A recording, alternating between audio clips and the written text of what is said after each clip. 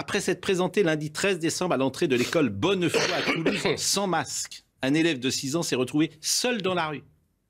Ça a suscité évidemment la colère de ses parents pour cette maladresse, évidemment reconnue par l'inspection. Sa mère l'a déposé devant l'école et en repartant, quelques minutes après avoir déposé le petit frère, elle retrouve son fils avec un ami de la famille dans les rues de la ville. L'école avait refusé l'accès à l'école du petit garçon car il ne portait pas de masque. Mise en danger.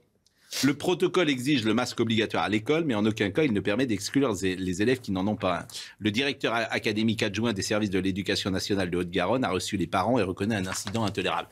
Évidemment que c'est tout à fait exceptionnel. Mais on va dans cette société. Non, on y va. On y va dans cette société. Alors, Pascal, voilà ce qui va se passer demain, après-demain, etc.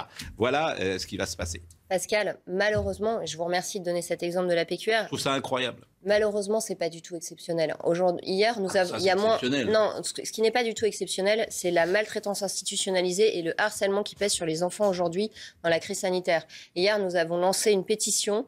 En moins de 24 heures, on a 40 000 signatures de parents pour que justement ce protocole cesse de peser sur les enfants, parce que des messages de parents tous les jours qui m'écrivent désespérés par l'état psychique de leurs enfants, les crises d'angoisse, le harcèlement dont ils font preuve, les surveillants qui montent sur des bancs à l'école, qui hurlent sur les enfants en cours de récréation parce que leur masque est là, sous le nez, d'accord ? Le harcèlement vaccinal, c'était pas pour le vaccin, c'était pour le Covid sur les adolescents. Le fait que certains adolescents ne puissent plus faire de sport parce qu'ils ne sont pas vaccinés, ça ne résoudra pas les formes graves et la pression qui pèse sur l'hôpital aujourd'hui, qui est le vrai sujet. Et les enfants s'effondrent. Hier, votre interlocuteur, le pédiatre Robert Cohen, disait qu'il y avait 22% des admissions en pédiatrie qui étaient en fait de la pédopsychiatrie. L'année dernière, je l'ai dit, il y avait 600% d'augmentation des admissions en pédopsychiatrie. L'état des troubles mentaux des enfants est extrêmement préoccupant. J'ai une petite fille qui est venue avant-hier dans mon bureau, 7 ans, la maman me l'amène, en me disant elle est tombée dans les pommes parce que la maîtresse a exigé qu'elle garde son masque pendant le cours de yoga en classe. On est où? Et quand on leur fait apprendre les divisions et les multiplications, pourquoi vous en fichez en fait de quand on leur fait apprendre les divisions et les multiplications, c'est ça que je comprends pas. Pourquoi vous c'est insultant ce que vous venez de dire. Un dernier exemple. Mais pourquoi vous dites pas faut enlever le masque aux enfants? Et si vous me laissez la parole, je vous dirai ce que j'ai à dire. Un dernier exemple. En mathématiques, les divisions et les multiplications, maintenant, on les fait faire sur des questions de seringues et de vaccins. Et les manuels d'histoire font des pages spéciales pro-confinement. Donc là, c'est plus du tout de la santé publique, c'est du harcèlement moral. Ils sont en train de devenir obsessionnels, anxieux, et nous, on ne va pas les récupérer après la crise. C'est des adultes qui vont se construire comme ça, dans l'idée que l'autre est un danger, qu'ils sont un danger pour l'autre. On ne peut pas faire société quand on pense que l'autre est un danger. Philippe, je te laisse parler, puis je prendrai après le prêchi-prêcha de madame, et je crois qu'il faut dire... Franchement, ça c'est... Alors, franchement, Jérôme, ça c'est pas convenable. Franchement, moi c'est un sujet qui me touche. C'est pas convenable de dire prêchi-prêcha. Vraiment, c'est pas bien, Jérôme. D'un cas honteux. Scandaleux. Non, je parle pas d'un cas là. Il y a 40 000 personnes qui viennent de faire une pétition en 24 heures. Vous partez. Et vous parlez de prêchi-prêcha. Soyez respectueux, quoi. Ou alors c'est pas. On dit pas retirer prêchi-prêcha. Vous partez d'un cas dans un journal de PQR qui est tout à fait respectable. Et ces cas-là, j'en lis effectivement plusieurs par semaine. Ce sont des exceptions intolérables. Ce sont pas des exceptions, c'est la norme. 3 millions de personnes hier soir pour TF1. Un échec.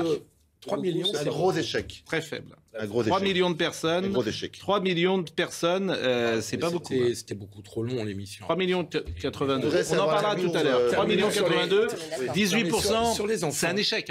C'est un échec. Un échec d'audience. Bien sûr, bien sûr. Sur les enfants, moi je peux rejoindre Marie-Estelle parce qu'il faut écouter. Je pense que la bêtise humaine s'invite quand on pose des règles comme ça contraignantes, et donc on en arrive à des cas comme celui que vous citez, il doit y en avoir d'autres, où on a une application complètement stupide des règles qui sont posées. En plus, ces règles de mettre un masque dans la cour de récréation, tout le monde sait que l'efficacité est proche de zéro.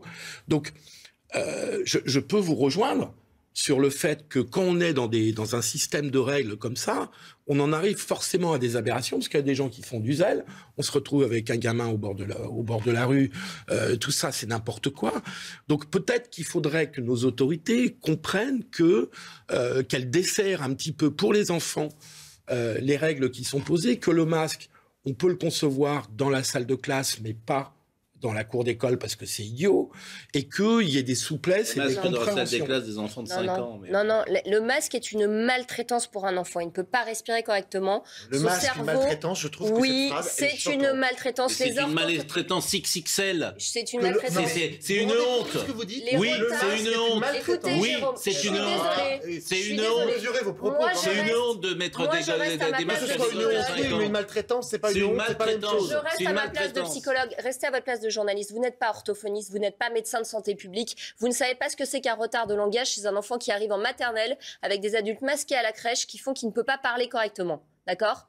On touche à la dignité et à la santé et aux besoins vitaux de nos enfants. Nos enfants ne peuvent pas respirer aujourd'hui et on fait peser sur eux le soupçon de criminalité. Aucune étude ne corrobore ça. Aucune étude ne dit qu'un enfant ne peut pas respirer derrière son masque.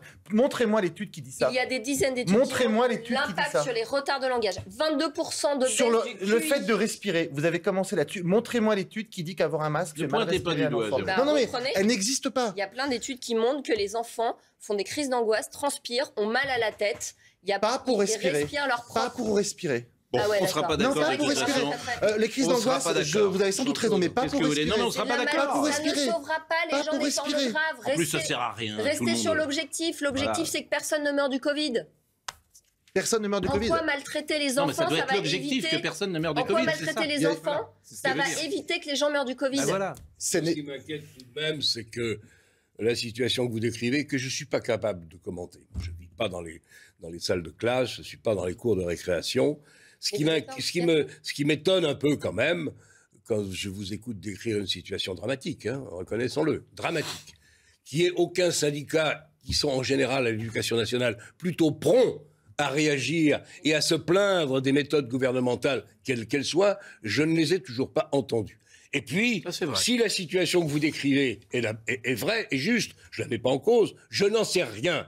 Qu'est-ce que vous attendez pour aller faire le siège de Jean-Michel Blanquer et de lui demander de s'expliquer et de dire oui, mais la pétition, ça ne va pas suffire. Moi, il faut que clairement. Je me bats pour la jeunesse. Oui, non, mais vous n'allez pas vous battre tout seul. Alors, il y a le syndicat je vous dis Enseignement, y a un Recherche ministre, et Liberté qui regroupe les enseignants qui ne sont pas d'accord avec ce qui se passe. Mais je suis très triste que les enseignants, dont le métier est quand même de transmettre l'esprit critique, harcèlent les enfants après 3 injections. Ils ont été triple vaccinés, certains professeurs, et ils harcèlent les enfants en leur disant « va respirer aux toilettes si tu veux respirer ». Ça, c'est de la maltraitance. On referme ce premier sujet parce que d'abord, on ne se mettra pas d'accord et c'est intéressant d'entendre Marie-Estelle qui a une voix différente. On a le lobby de l'éducation nationale contre le lobby des pédopsychiatres, contre le lobby... Je ne sais pas qui a raison. Vous êtes dans votre sillon... On a un vrai sujet de santé publique sur la santé mentale des enfants qui existait avant la crise Covid. Vous êtes dans votre sillon et vous avez raison de le labourer au maximum, mais je m'étonne que les deux professions d'à côté n'aient pas du tout le même ressenti. Et la Société de pédopsychiatrie a fait un communiqué l'année dernière. Les orthophonistes également. Les pédiatres l'ont dit hier à travers Monsieur Cohen. Chacun est dans son secteur, mais je ne comprends pas pourquoi les syndicats d'éducation nationale, par exemple, ou les médecins généralistes... Oui, mais il l'a dit, Jean-Claude, ne répétez pas la même chose. Il l'a dit. Oui, il l'a dit. Parce qu'ils veulent un protocole sanitaire hyper strict pour se protéger parce qu'ils ont la trouille. Et c'est lamentable d'avoir la trouille face à la 5e vague. On ne se mettra pas d'accord. Moi, je trouve que les enfants, en plus, il faut défendre les enfants. On doit libérer les enfants. Ah oui, là-dessus. C'est quoi on peut laisser un enfant dans la rue? Mais non, mais c'est absolument un truc. La 5e vague.